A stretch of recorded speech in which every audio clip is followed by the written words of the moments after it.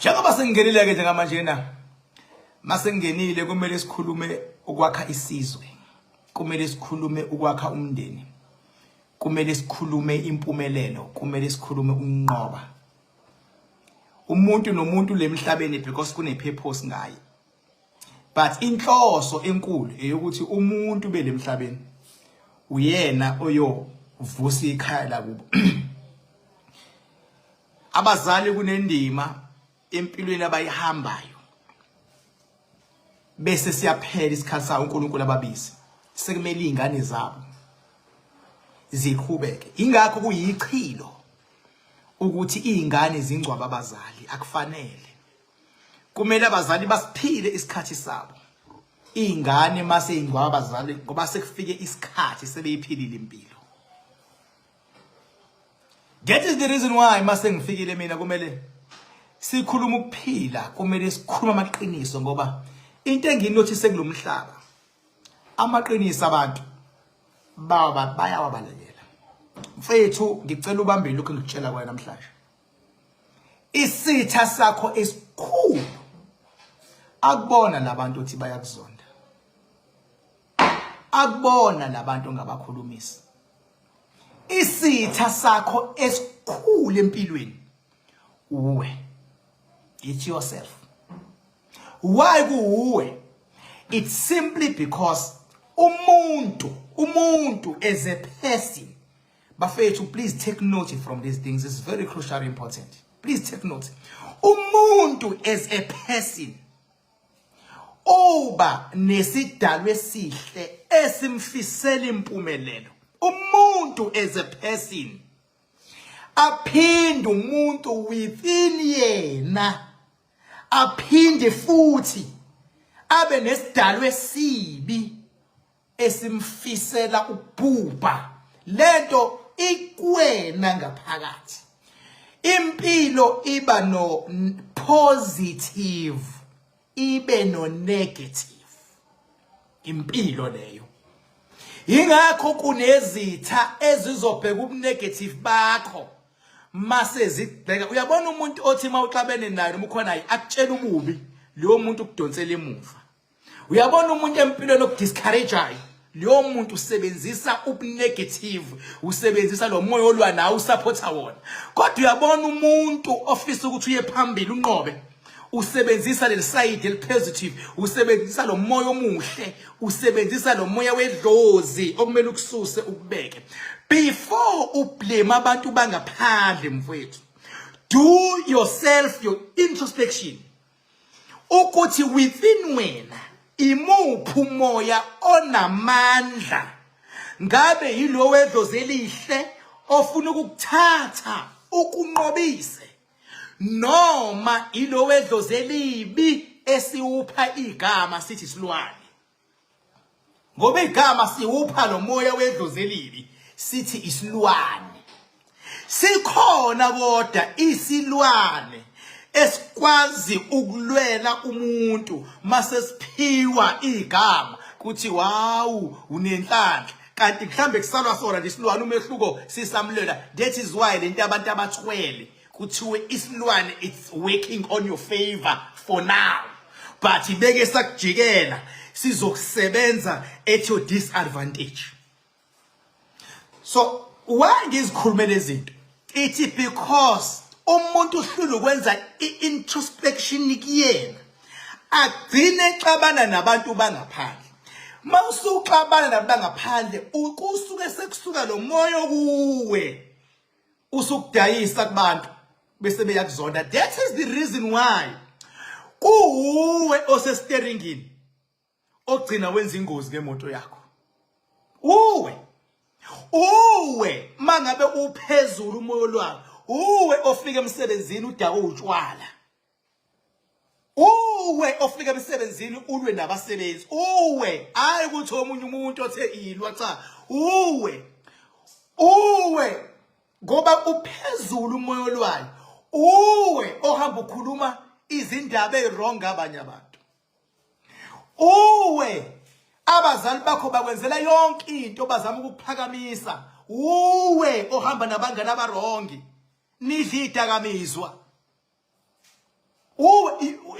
uwe ilo moya ophezulu omubi okwenzisa lezi zinto lezi.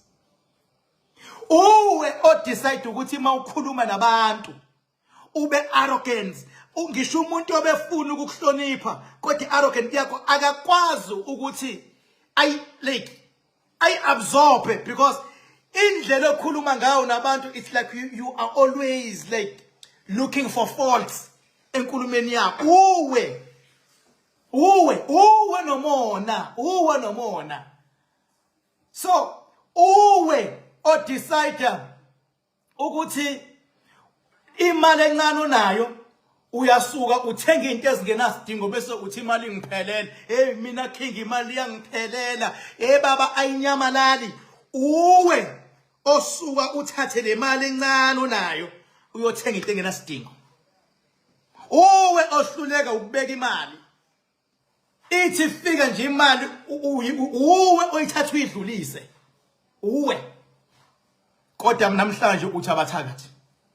Inkinga ithi within lonto bafethu idaliwe ukuthi umuntu kunomoya omdonsela emuva, umoya omubi. Umuntu nomoya omuhle, thandazela ukuthi akube idlozi lakho elikwenza ukuthi unqobe eliphezulu. Idlozi imali iphezulu uzothi mawufuna ukuthatha indlela kuvele kufika into ethi cha ungayithathi le ndlela. Uzothi emsebenzini bekuhlukumeza uvele wehlisa umoya bese beyabona abaphathi ukuthi kudlalwa ngalo akayento okhulumayo bese beyakulwela abantu. Uma idlozi lakho liphezulu wena uzothula bese ulwelwa abantu. Mali iphezulu idlozi uzothula bese liyakulwela. Kodwa the moment uthi uyazilwelwa izangami awunawo amandla ukulwa. Ukulwa is something else.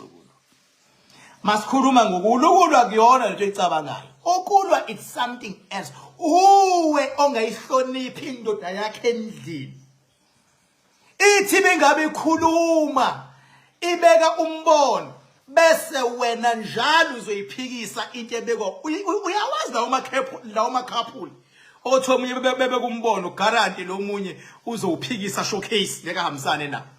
Uyawazi amakhaphuli agcina amakhaphuli kodwa akusakhaphuleki la.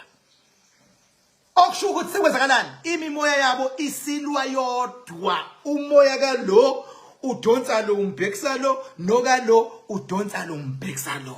Bafethu umcanize ngami. Akekho umuntu ongenalo idlozi elihle.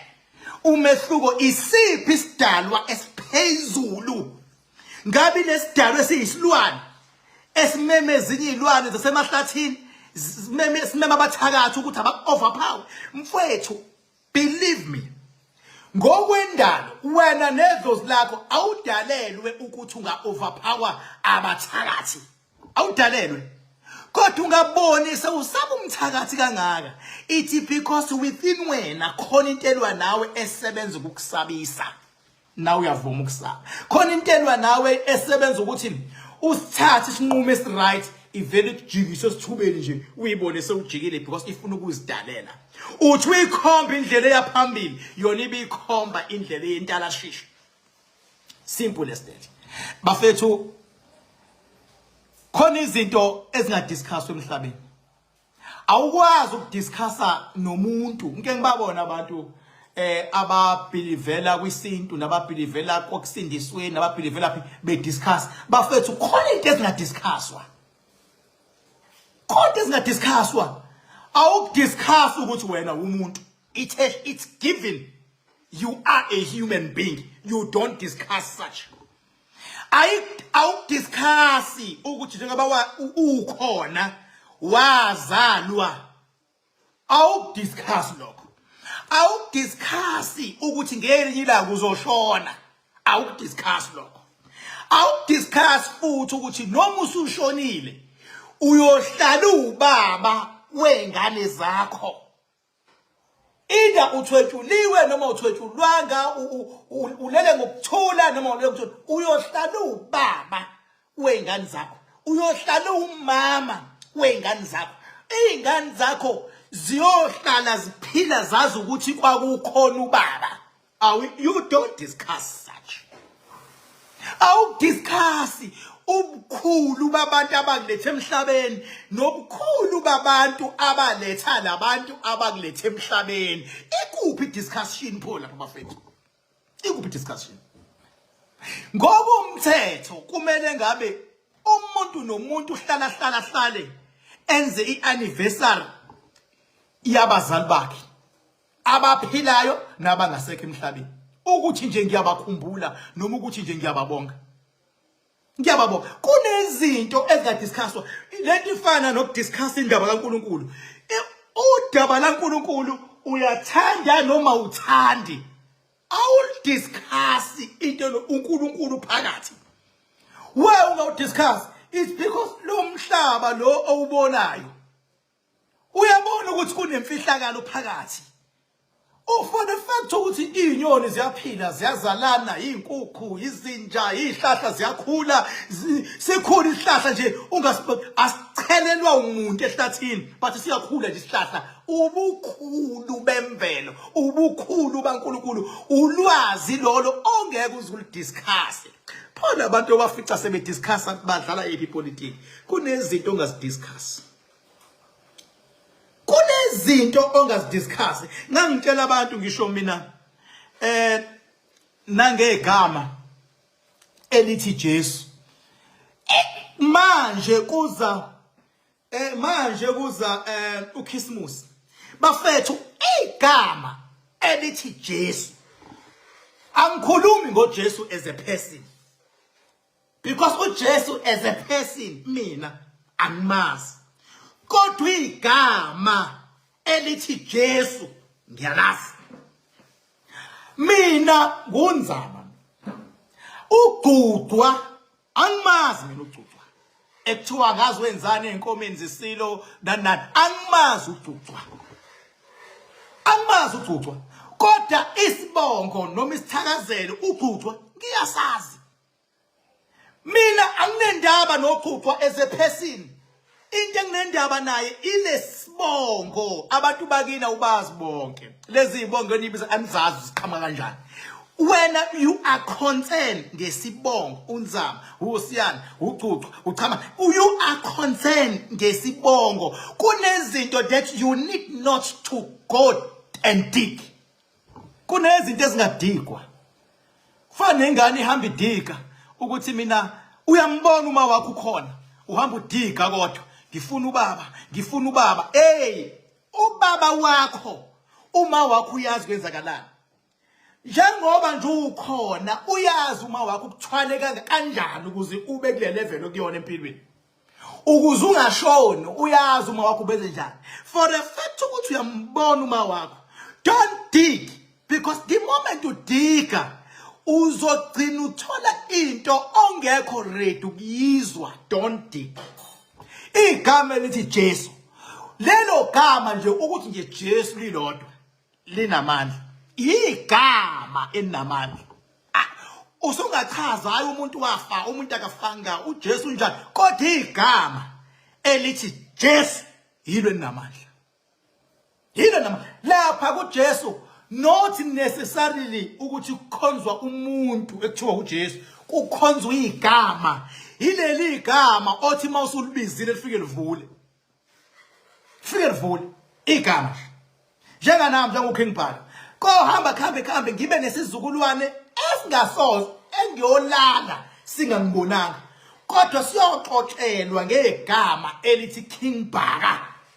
Ngenhlanhla ke sekukhona ama video ayasaveka siwazi ayosaveka kuze kube yinini lama video noma iyobuye ishut down na isystem leyo lokuzana yoGoogle. But igama uShaka simazi. Kodwa igama elithi Shaka sisebenza ngegama. So ngicela yeka amakholwa ukuzama ukuzenza ongesta angahambisani negama elithi Jesu. Ifana nakaShembe. Igama elithi Mqali wendlela. Isaiah Shembe abamazi abantu kodwa bahloniphi. Igama liyahlonishwa bafethu igama. Liyahlonishwa. Lento kuzenza uclever ukuthi hayi kusuke lapha kwenza igama. That is why baba kwezinye indawo bengabuyongena kuthiwa uzalo ubani uthi no, I'm a nephew of president to her. Wazi lo muntu kuthiwa engena ungeniswa igama lahlonishwa. Sengisho ukuthi nawe lapho ukhona ekhaya hlonipha ukuthi wobani amakhehla akuleyo ndlu yakini akwenza wabakhona ahlonishwa. Yabo, hlonipha ukuthi wobani amakhehla. Uma kushiya ukuthi hayi kwakhona ukhokho wekade nje wayenamandla lo khokho, respect lelo gama lalo khokho. Khona umkhulu wakho owaye nje, respect igama lahlonishwa igama. Akuyona yonke into ediscusswayo awudiscuss uNkulunkulu. Once ngezwe abantu bediscuss uNkulunkulu, labo bantu abarespect labo bantu. Awumdiscuss uNkulunkulu ngoba awubazi ukukhulu bakhe ukuthi mzwane kuthiwa budiniwe manje buzodinwa benzeni ezweni. Siyobona ikhukhula sigcine singazi siqhamukile kanti mhlambe sekuwulaka. Kuphinde futhi noma kuthiwuse kanjani awuhambi against into efunwa abantu abaningi. Awuhambi against umsebenzi wakho uma ubona abantu ukuthi bathi usebenza ukuzama ukuba divide. Beke wakwazi ukuba divide abantu uqedile. Kodwa beke bahlangana abantu. Anobuza ngoJune 16 bangale yaminyaka sihlangene youth. Beke bahlangana abantu abanye abanakufa nakusatshiswa nani kuphenduka kube idisaster. Kube idisaster. Aboshwe futhi umholi oyekela abantu baze bafika ekudinweni. Abantu abawazi la malungelo ukuthi beke bahlangana kahle. Umuntu oboshwayo ngokuhluleka ukwazi ukulalela abantu yilo suke umholi. Uyena oboshwayo. Ngoba phela abantu masebehlangene kuhlangana lonke uhlobo lwabantu, bonke ubuhlakani babantu. Abantu bayahlonishwa abantu. Zonke indlela zize emakhanda dam sebeqalile bafikile abanye mangaze nje kuthiwa ngiveze ngaphandle nizobona sekugcwele imoto la ngaphandle sebefikile and abanye basendleleni abanye bofika kusasa. Konakele nje umhla ka20 kathi ngangimemezela uma kukhona abangibukayo abangenawo bakhakhanda all kodwa bayafisa ukuza so asenzeni nje sekuqaleni ungalungisa nje u2.5 bese uyafika uzosetshenzwa yimi ngazo lezandla zami khona edamini labakhandakhanda sinqobe ngizokusebenza ngowami umakhandakhanda oil. Kade befisa abantu ukuza ukuthi ngizokwenzani lokho. Yes, ngizokwenza nakusasa. Njengoba ngila nje manje ngikhona ngisedamini la ngikhona njengamanje. Konakele nje ngempela, ngisemiddle over King Bhakanzama Dam la ngikhona. Mawungena Google nje uyasearch nje ku Google Map uthi King Bhakanzama Dam ithatha ikubeke la ilocation. Thatha ikubeke la ayikulahla.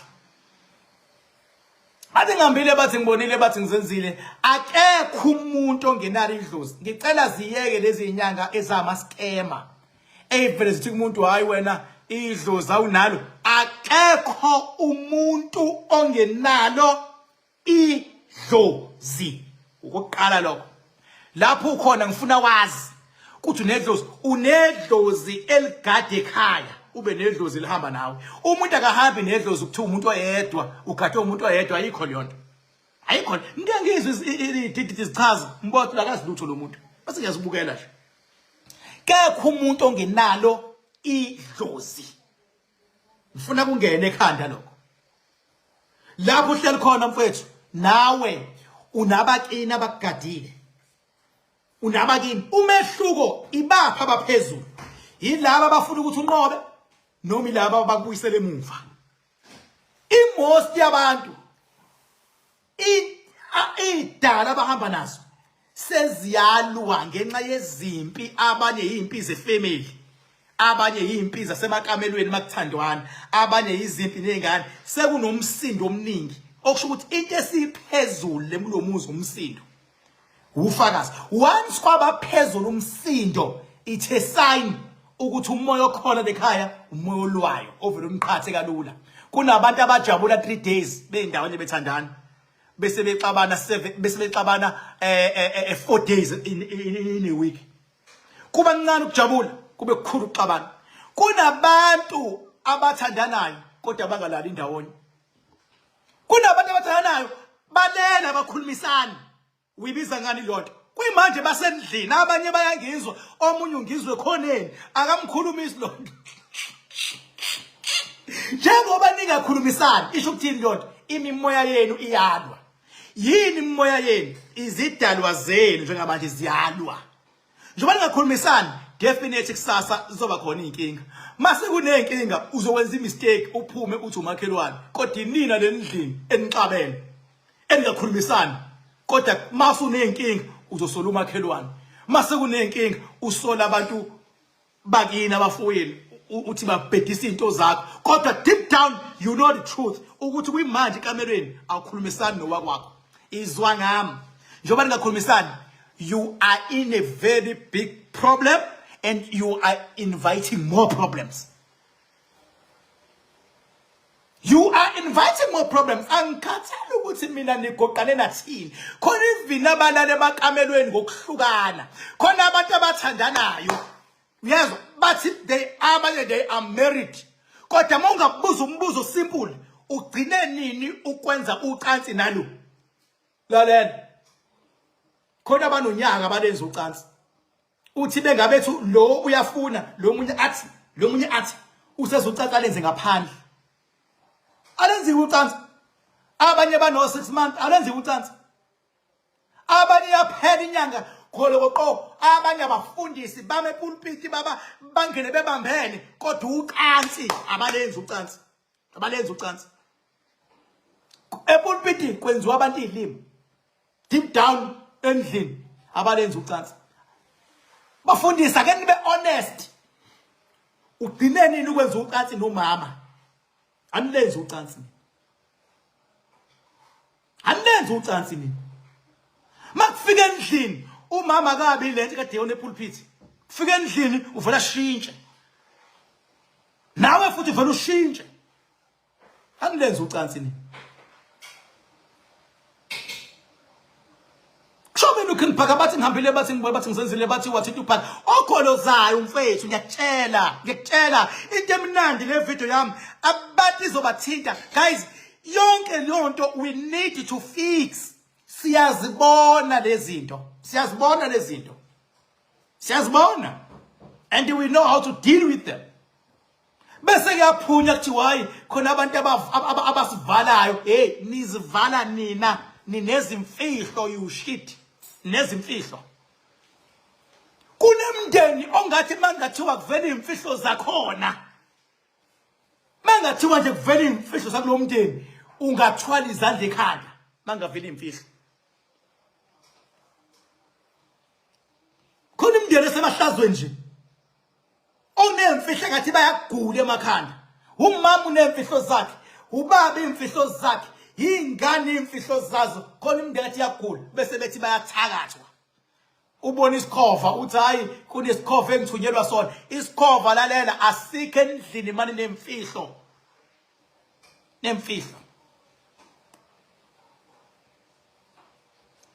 Ngithanda ukubhubha emakhaya nihlale sibe ndawonye niphephe kusasa bengabe niza eKing Bhakanza Madam niphephe insebenzo yakusasa nje ngizoyiqala ngo4 ntambama. Mase kuthiwa ngiyaqala mina ngiyasebenza ngizoqala ngo4 kuya ku5 ngizobe sengiyaqala ke mina ukusebenza. Angeke ngadecide ukuthi ke abantu bafika esikhatsini kodwa mina mase kuthiwa sengiyakususa lokho ngikususa nje ngizoqala ngabo4 aqala asho MC ukuthi sizongena ke inkosi sazongena uking bese ngiyasuka mhlawumbe ngo5 mase ngiyangena ngizobe ngingenela ukusebenza mina ngiyosebenza koze kulamula u12 ebusuku qaqi ibopho ngiqaqi inkinga zabantu mina kusasa njengoba umhla ka20 December 2025